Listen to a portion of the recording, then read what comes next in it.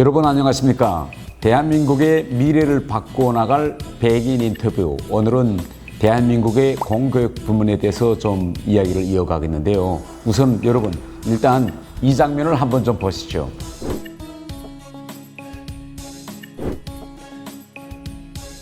그러면 대한민국의 사교육 문제, 그리고 대한민국의 교육 1번지인 대치동에서는 과연 무슨 일이 일어나고 있는지 오늘 아주 귀한 분을 한번 모셨는데요.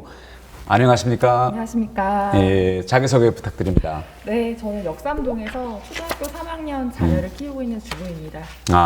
그러면 단도직입적으로 하나 물어볼게요. 이제 방금 우리 영화 스카이캐슬에서 나왔던 이제 드라마, 당신의 자녀를 모든 걸 감수하게 나에게 맡기세요. 맡길 수 있으세요?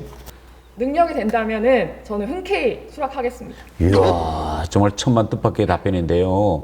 그러면요, 요새 무슨 대치대에서 주면 뭐 야독? 예, 주면 야독. 뭐 그런 말이 돈다는데 그런 사자성어도 있었는가요? 이게 주면 야독이라는 것이 예. 학교에서 잠을 자고 공부는 학원에서 하자. 이게 이제 주면 야독이라는 말입니다. 그래서 지금 학교에 다니는 애가 있는가요? 저는 지금 초등학교 3학년입니다. 초등학교 3학년? 네. 한창 그 부모 머리 아플 때네. 근데 애가 요새 학교 잘 다니는가요? 저희 입학과 동시에 사실 코로나가 있어가지고 저희가 한 2년을 허송세월을 했죠. 근데 지금은 조금씩 정상화되고 있습니다. 그런데 코로나 때 학교를 애를 보내면서 이거 공교육 이거 정말 이거 말도 안 되네 이런 걸 좀 느껴본 게 없는가요? 조금 하나 제가 사례를 말씀드리면은 예. 입학과 동시에 이제 코로나가 터졌을 때 그렇죠. 거의 비슷하잖아요. 저희 예. 입학식도 사실 못하고 5월 달에 했습니다. 학교 측에서는 뭐 우왕좌왕하고 거의 뭐 아무것도 못하고 있을 때 가장 먼저 즉각적으로 반응한 곳이 어디냐? 제가 아이가 다니던 영어학원입니다. 그때 처음으로 바로 흔히 말하는 줌 회의 화상 시스템을 바로 도입했습니다. 제가 그걸 통해서 이런 것도 있구나 이제 처음 알았고요. 학교는 그 이후로 조금 도입은 늦었지만 지금 차차 중수업하고 있습니다. 그러니 오히려 사설 교육이, 이 사교육이 더 먼저 빠르게 공교육보다 대응했다는 거잖아요. 네, 아무 문제 없었습니다. 네. 그래요? 네. 그러면 애가 다니고 있는 초등학교에서는 어떻게 대응하는가요? 일단 저희가 한 2학년 때부터 좀 본격적으로 줌 수업을 했습니다. 작년까지만 해도 거리두기가 있었고 또 저희 초등학교는 과밀이었기 때문에 근데 제가 하면서 좀 문제점이 있었습니다.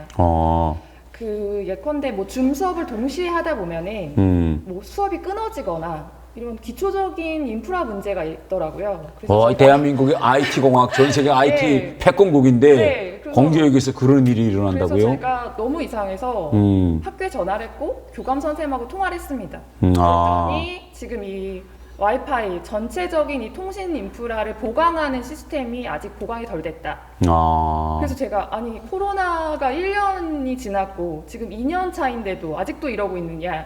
이 부분에 대해서도 교감 선생님에 대해서는 좀 죄송하다 이런 말씀으로 일관하셨고 차라리 엄마가 민원을 넣는 방법이 이 방법을 가장 빠르게 해결하는 일이다. 이렇게까지 말씀하셔서 제가 너무 좀 실망했고 좀 화도 나고 답답했습니다. 충격적이네요. 그런데 이야기를 듣다 보니까 갑자기 책 하나 생각나더라고요. 혹시 이 대치동이라는 이 책 보셨어요? 대치동. 저 읽었습니다. 그래. 근데 네. 나는 이 책을 보면서 약간 몽하고 왔던 문장이 하나 있는데 첫 마디가 대치동은 모든 욕망의 최전선이다. 학벌주의와 부동산 신화가 만나는 곳, 대치동. 그런데 실제 그 대치동 그 교육과 뭐 거기 상황이 그렇게 이 책에 있는 것처럼 그런가요? 내가 보니까 샤틀버스가 안 보이던 것 같은데. 네, 맞아요. 대치동의 또 특징 하나가 셔틀을 운영을 하지 않습니다. 이유는 전국에서도 다 오는데 굳이 셔틀을 운영할 필요가 없겠죠. 학원 입장에서도. 그래서 모든 것이 이제 엄마든 누구든 다 데리러 오고 그래서 혹시 의원님 혹시 그 검색창에 대치동 학원과 10시 한번 이렇게 검색해 보시겠습니까? 한번 좀 해봐줘요. 예. 밤 10시가 되면은 모든 학생들을 데리러 오려는 엄마들로 픽업 전쟁이 벌어져서 아주 대나처럼 이렇게 환항합니다. 거의 뭐 교통 지옥이라고 볼 수 있고요. 네, 그 정도입니다. 근데 대치동에서 학원이 거기 생겨서 네. 빅 3, 빅 5 뭐 이렇게 되면 네. 그 다음 단계는 전국적으로 맞습니다. 유명한 학원이 된다. 그런데 그것도 다 사실이네요. 예. 맞아요. 여기서 유명해지면은 뭐 노원이나 뭐 중계동이나 서초나 목동이나 이런 쪽으로 이제 서울 전역으로 이제 확대가 되죠. 네. 근데 아까 그 애를 그러니까 대치동에 있는 영어 학원에 보내세요? 네, 맞습니다. 몇 살 때? 저는 5살 때부터 보냈습니다. 5살? 네. 그럼 일반적으로 대치동에서 몇 살 때 애들이 영어 공부를 시작하는 거예요? 흔히 유치원 하면은 5살인데요. 의원님 놀라실 게 하나 있는데 코로나 때문인지 무려 3살 반이 생겼습니다. 와, 3살 반? 네. 3살 반이면 뭐 한창 놀 때인데 그때 앉아있지도 벌써 못합니다. 그때 벌써 영어 놀이터에 가네요. 예? 네, 맞습니다. 상당히 이게 빨라지고 있다. 아. 학교 진입의 속도가 빨라지고 있다. 이런 게 좀 놀랐습니다. 이야, 그러면 그 3살 반 때부터 엄마들이 애를 데리고 가서 거기다 보내겠네요. 맞습니다. 그 책에 나오는 것처럼 정말 대한민국의 치맛바람 3살 때부터 일고 있네. 예? 네, 지금 뭐 무너진 공교육 그리고 복잡한 입시 제도 한 3,000가지나 되는 전형이 있다고 합니다. 그만큼 얼마나 힘들겠습니까? 그래서 이럴수록 더더욱 이제 학부모들이 기댈 수 있는 곳은 사교육이 아닐까. 그리고 자녀를 위해서라면 또 여기 책처럼 부모의 이 성공하고 싶은 욕망, 자녀를 위해서 해주고 싶은 이 마음은 다 똑같지 않을까 이런 생각이 듭니다. 그래도 정부는 지금 사교육을 잡겠다고 계속 그 대책을 내놓고 있는데요. 제가 생각을 해보니까 이게 사교육을 만악의 근원으로 이렇게 무조건 비난하기보다는 공교육을 살리는 게 저는 먼저가 돼야 되지 않느냐. 그렇게 해서 서로 보완할 수 있는 그런 것이 필요하지 않을까 이런 생각이 들고요. 또 하나 궁금한 것이 그럼 다른 나라는 어떻게 하는가. 그래서 제가 좀 조사를 해봤는데 의원님께서 영국에 외교관으로 계실 때 자녀분을 영국 학교에 보내셨다는 공급 정보를 들었습니다. 네. 그래서 그 내용을 좀 그게 좀 궁금합니다. 그 영국 교육 체계가 대단히 좀 인상 깊은데요. 제가 2004년에 이제 첫 근무를 영국에서 했거든요. 그래서 우리 큰애는 중학교, 네. 영국에서는 하이스쿨이라고 하고 그 다음에 이제 그 우리 둘째는 초등학교에 보내는데 영국에서는 이제 프라이머리 이런 학교에 스쿨에 이제 보내서 애들 키우던 그때는 생각이 나거든요. 예. 제가 하나 궁금한 게 네. 그럼 과연 우리랑 가장 큰 차이점이 무엇이냐? 저는 그게 가장 궁금하거든요. 영국에서는 물론 이제 그 학교들마다 좀 차이점이 있지만은 대부분 학교들에서 다양성과 또 자율성을 대단히 최대한 존중해주는 그런 이제 시스템이라고 이제 말할 수 있는데요. 지금 방금 다양성, 과 자율성 이렇게 말씀하셨는데 지금 우리는 나라에서 국가 차원에서부터 지금 자사고, 특목고 지금 폐지하자 이런 얘기가 나왔거든요. 정말 큰 차이가 있다고 보는데 조금만 더 얘기해 주시겠습니까? 네. 저는 이제 우리 둘째가 초등학교에 갔을 때 이제 초등학교 1학년에 갔는데 영어 한마디도 모르잖아요. 너무 그래서 걱정되셨을 것 같아요. 저는 대단히 궁금해. 영어 한마디도 모르는 애를 이거 어떻게 이제 초등학교에서 공부시킬까? 다른 하나는 우리 애가 좀 산만하거든요. 다 그렇죠. 그렇죠. 그래서 이 산만한 애, 영어도 모르는 애가 과연 수업에 가서 수업에 몰입할 수 있을까? 이게 대단히 걱정이 컸어요. 그래서 일단 보냈어요. 그런데 신기한 일이 하나 있어요. 제가 몇 달쯤 있다가 이제 애가 어떻게 공부하는가 쳐 가서 이제 연구에서는 부모들이 들어가서 창문을 이렇게 들여다볼 수 있어요. 들여다보는데 애가 선생님이 뭐라고 이야기하면 잘 들리진 않는데 리스폰스 이렇게 막 반응하더라고. 그래서 내가 속으로 저 녀석이 뭐 선생님 이야기를 알고 반응하는 거야? 뭐 아니면 그저 막 소리 질러보는 거야? 이렇게 이제 했는데 제가 더 깜짝 놀란 거는 우리 애뿐만 아니라 선생이 이제 애들을 이제 앉혀놓고 애들이 딴 생각을 못하게 질문하고 애들한테다 질문하고 애들이 피드백을 받고 좋은 수업이 대단히 이제 쌍방향으로 투웨이 이런 시스템으로 막 수업이 진짜 잘 되고 있더라고. 그래서 내가 그걸 보면서 야, 이 수업 시간에 저렇게 어린 애들이 선생이 수업 시간에 저렇게 몰입한다는 거 정말 대단하다고 저는 생각했어요. 뭐 우리 대한민국처럼 주면 야독 학교 가서 뭐 선생이 한참 이야기하는데 옆에 가고 논다거나 또 자기 생각하거나 존다거나 이런 상상도 할 수 없는데요. 영국의 초등학교 강의가 어떻게 되는지 우리 한번 화면 한번 보실까요? 보실까요? 예. Ends in an S. Dennis's name ends in an. Thanks, Kyron. 쓰기가 5분 넘게 진행되지만 아이들의 집중이 흐트러지지 않습니다. I'm giving you 할 수 있는 아이들을 완벽하게 지금 집중도 몰입을 시켜가지고 수업을 지금 하고 계시는 그 모습이 너무 인상적이었어요. 선생님은 1, 2분 간격으로 질문을 던지며 학생들과 계속 피드백을 주고받습니다. 90년대부터 활동을 통한 배움의 과정을 중시했던 영국. 그런데 최근 지식을 강조하는 정반대의 교육 정책을 발표했습니다.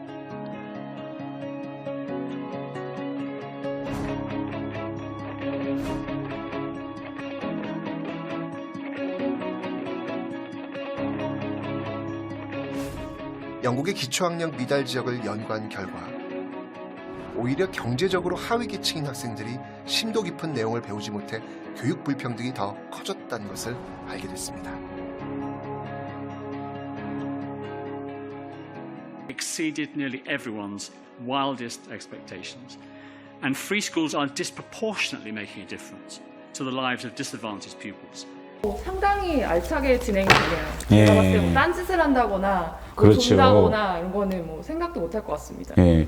근데 제가 보니까 영국이 교육이 원래 이렇지는 않았대요. 영국에서도 초등학교 때는 대단히 이제 그 자유방임적인, 이 영국에서는 이거 레자 뭐 페어 방식이다 이렇게 자유방임적인 이런 걸로 했는데, 이런 걸로 하다가 이제 1990년대 말 2000년대 초부터 다시 초등학교 교육도 지식 전달, 지식 중심의 교육으로 바뀌었다고 하더라고. 그래서 제 애가 다니던 2004년도에가 바로 영국의 초등학교 교육이 자유방임식으로부터 지식 중심 교육형으로 바뀌고 있던 때였어요. 뭐 그런 계기가 있었나요? 가장 중요한 거는 이렇게 자유방임식으로 교육을 해보고 학생들에 대한 이제 평가를 해보니 어떤 현상이 나타났느냐? 오히려 잘 사는 집 애들, 부유한 촌에 있는 학교, 공교육 다니는 학교들에서는 애들이 성적이 높아지고, 오히려 가난하고 네. 또 빈곤층이 있는 그런 지역의 학교들에서는 오히려 교육이 더 떨어지는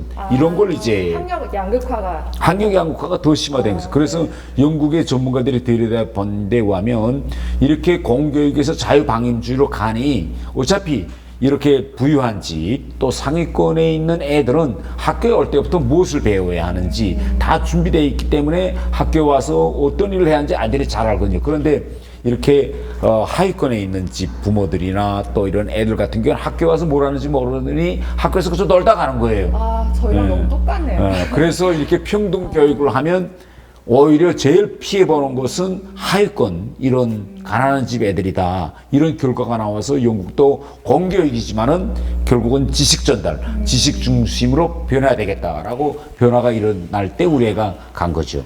저희랑 너무너무 똑같은 것 같습니다, 지금. 저희도 지금 평준화 교육을 계속 하다 보니까 네. 교육 양극화 결과가 이어졌다는 그런 기사들도 많거든요. 네. 특히나 또 저희는 중학교 2학년까지 시험도 없어요. 그래서 중2병이 중2병이다. 중학교 2학년 때 처음으로 시험을 봐서 중2병이 온다. 뭐 이런 말이 있을 정도거든요. 그러다 보니까 학교는 노는 곳으로 인식이 되어 있고 또 부모들은 불안하고 사교육비는 계속해서 늘고, 그래서 영국은 뭐 커리큘럼이나 이런 것들이 좀 어떤지 좀 영국 애들 내가 우리 애 다닐 때 교과서를 봤는데요. 이 교과서가 장난이 아니에요. 교과서 어떻게 되어 있는가 하면 이렇게 내가 학교 갔다 그러면 오늘 학교 갔다 와서 부모들은 네. 애가 뭘 배우는지 잘 모르잖아요. 같이 따라다닐 수 있으니까 교과서의 내용을 보면 거기에 오늘 학교에 가서 뭘 알아야 된다는 게 리스트가 있어요. 그러면 그 리스트를 넣고 애가 아는지 모르는지 애가 자체를 거기다가 이렇게 체크합니다. 체크하면 부모들이 보고 어느 정도 학교에서 공부하고 이해도가 있는지 그걸 매일 체크하게 돼 있는데 그 제도가 저는 대단히 좋더라고요. 그래서 내가 그걸 놓고 항상 우리 애가 어느 정도 학교에 가서 공부하고 오는지 계속 내가 업데이트 할 수 있었거든요. 예. 제가 또 하나 궁금한 것이 있습니다. 아까 그 자율성이라고 말씀을 하셨는데 좀 학교 차원의 자율성이 과연 실질적으로 구현이 되는가? 일명 뭐 운영위원회라고 하죠. 저희도 그게 있습니다. 근데 상당히 형식적으로 운영되어 있고 그 거수기식 운영이다 이런 말도 많고요. 이렇게 학부모들이 반대하는 정책을 교육청에서 밀어붙일 때 속수무책으로 그냥 당하기만 했거든요. 영국의 학교 운영위원회는요, 이게 장난이 아니에요. 물론 뭐 우리나라의 학교 운영위원회와 비슷한 점도 있는데, 일단 그 교장 선임, 네네. 이거 운영위원회가 가지고 있어요. 그러니 어차피 교장 선임을 하는 걸 운영위원회가 가지고 있으니 교장이 운영위원회 앞에 길 수밖에 없거든요. 그 다음에 예산 결정권도 운영위원회가 가지고 있고, 교사 계약이나 학생 선발 기준 이 중요한 사항들을 모두 운영위원회가 이제 결정하거든요. 그렇기 때문에 영국에서의 학교 운영위원회, 이거는 대한민국의 학교 운영위원회하고는 완전히 본질적인 차이가 있다고 보시면 되죠. 실질적인 권한이 있고 그럼요. 최종 의결 기관이다. 뭐 체득에 그렇죠. 우리도 그래서 난 지난번 우리 도성초등학교 일이랑 보면 이 운영위원회를 대단히 활성화해야 되고, 운영위원회에다가 저는 많은 권한을 줘야 된다. 저는 이렇게 생각합니다. 아주 그럼 정말 최종 권한이 많네요. 네. 제가 영국에 있을 때 그 운영위원회를 이렇게 평가하더라고. 교장의 비판적인 친구다. critical friend라고 말하더라고요. 그래서 이게 뭔가 하면, 교장과 어차피 손잡고 같이 하지만 교장이 잘못할 때는 넌 이건 잘못하는 거다. 계속 이렇게 하면 우리 가만 안 있을 거야. 이게 크리티컬 프렌드거든요. 그래서 우리도 학교 운영회를 교장의 비판적인 친구, 뭐 이런 컨셉으로 운영하면 어떨까라는 생각도 있거든요. 또 자율성도 좋지만 또 제가 또 궁금한 거는, 또 중요한 거는 모니터링 기능도 저는 필요하다고 생각이 되는데요. 또 학교 평가가 과연 이게 구속력이 있고 실질적으로 좀 영향을 미칠 만큼 좀 엄격하게 이루어지는지도 좀 궁금합니다. 영국에서는 그 일반 초등학교, 중학교는 3년을 주기로, 또 대학은 4년을 주기로 이걸 교육의 질을 정상적으로 평가하는 제도적 기구가 마련되어 있는데, 이 기구가 교육부 산하가 아니거든요. 그래서 ofsted라는 이전 기구가 있어가지고 모든 학교들의 이제 교육을 아주 정상적으로 평가하고 있는데, 이 기구의 이런 활동에 대해서 내가 한국에 와서 보니까 일부 큰일 나죠. 좌파 이거 저 성향 사람들은 대단히 반대하더라고. 줄 세우기다, 뭐 이런 식으로 예. 상당히 반대하고 있거든요.